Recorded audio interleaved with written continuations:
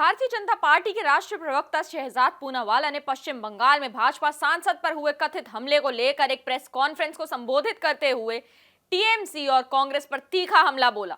पूनावाला ने इस घटना को राज्य में बिगड़ती कानून व्यवस्था और राजनीतिक हिंसा का प्रमाण बताया। उन्होंने बंगाल में टीएमसी और विदेश नायक, परिवारवाद और भाई भतीजावाद के खलनायक राहुल गांधी की फाइल खोली। शहजाद पूनावाला ने कहा कि पश्चिम बंगाल में टीएमसी सरकार के तहत अराजकता और जंगल राज का माहौल है। उन्होंने आरोप लगाया कि टीएमसी आतंक, माफिया और भ्रष्टाचार यानी टेरर, माफिया एंड करप्शन का प्रतीक बन गई है और ये पार्टी माँ माटी मानुष के नारे को भूलकर बम धमाका और बलात्कारियों को बचाओ की नीति पर चल रही है। उन्होंने बोला कि पहले बंगाल के लोगों की पहचान थी mind is without fear and head is held high, लेकिन टीएमसी के आने के बाद अब बंगाल की पहचान है mind is full of fear and head can be smashed into pieces and can be fractured. उन्होंने बोला टीएमसी तृणमूल कांग्रेस नहीं बल्कि तालिबानी मानसिकता और कल्चर की सरकार है और अब पिछले 24 घंटे में हुई घटना से तो टीएमसी का नया मतलब निकलता है, जो कि है ट्राइबल पे अत्याचार, महिला पे अत्याचार और सिटीजन हुए पूरे लाचार। पूनावाला ने आगे बताया कि जब बंगाल में भूस्खलन और बाढ़ की स्थिति है तब ममता बनर्जी कार्निवल सेलिब्रेशन कर रही है, जबकि एनडीआरएफ, आरएसएस, किरण रिजिजू सहित अन्य नेता